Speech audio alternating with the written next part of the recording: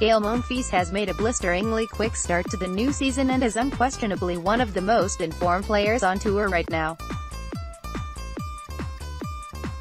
But the question on most tennis fans' lips is how long can he sustain this level, and ultimately, what he can achieve in this season? As is always is the case with Monfils, it is hard to really predict what is coming next from the enigmatic Frenchman. That is because his career has never followed the same steady trajectory that the careers of so many other players have for a wide variety of reasons. Clay potential Monfils will surely look to make the most of his upturn in form during the clay court swing. That is where we are likely to see the very best from him. Indeed, it is the surface where he has historically played his best tennis, having made the semi-finals at the French Open back in 2008. The slow pace of clay courts allow him to use his athleticism that little bit more and play the patient, defensive game from the back of the court he is most comfortable with.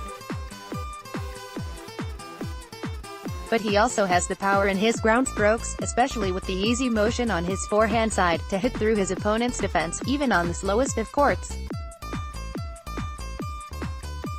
Most significantly, he has superior movement and technique than most players when it comes to dealing with the necessary adjustments of sliding on a clay court, as opposed to on hard courts.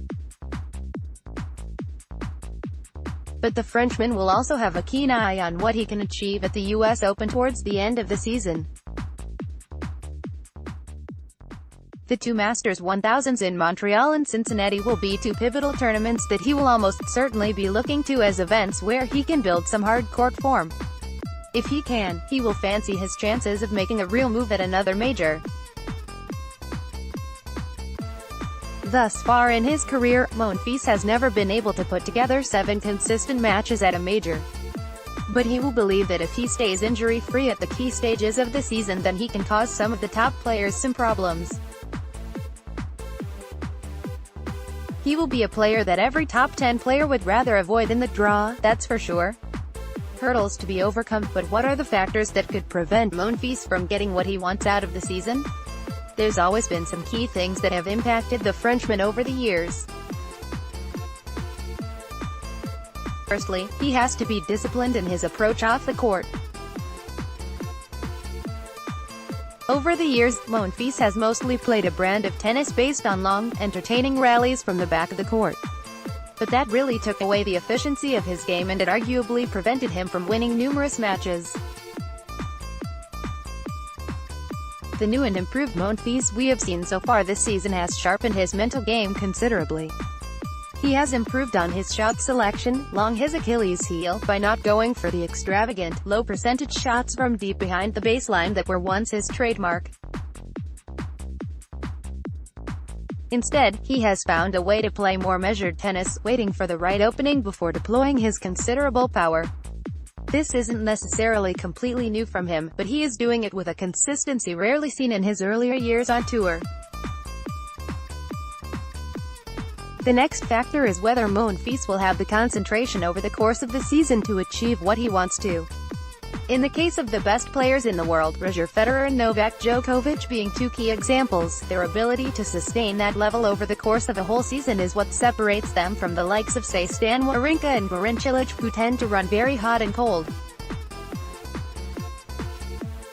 So whilst just getting near to the top of the game is one thing, something Monfils has managed with a career-high ranking of world.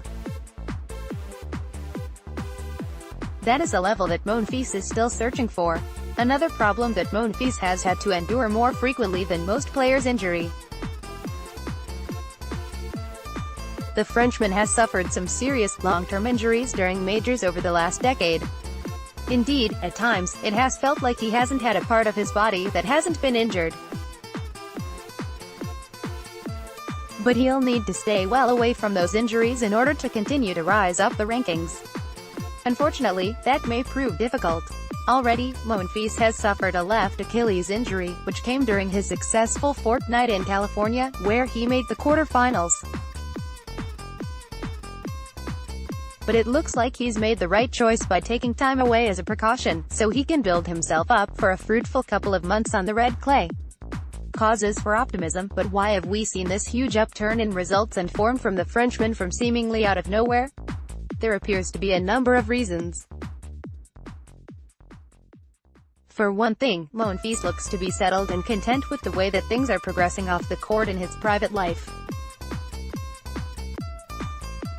That invariably affects the way that a player approaches their tennis.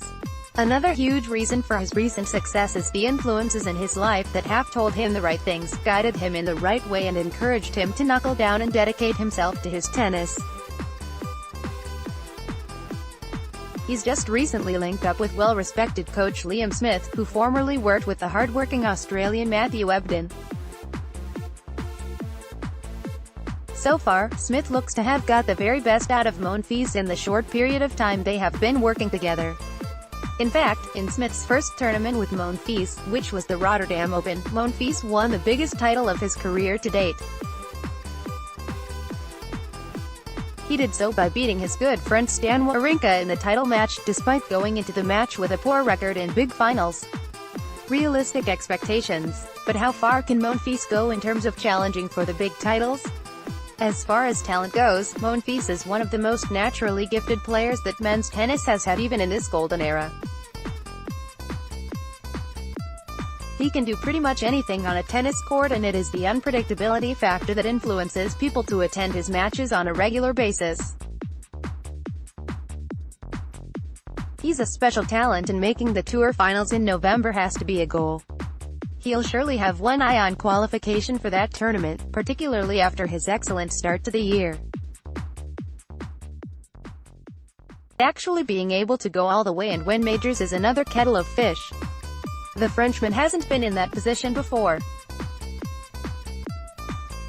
That means he hasn't got the mental experience of knowing how to handle the hours before a Grand Slam final, and dealing with the pressures that come with it.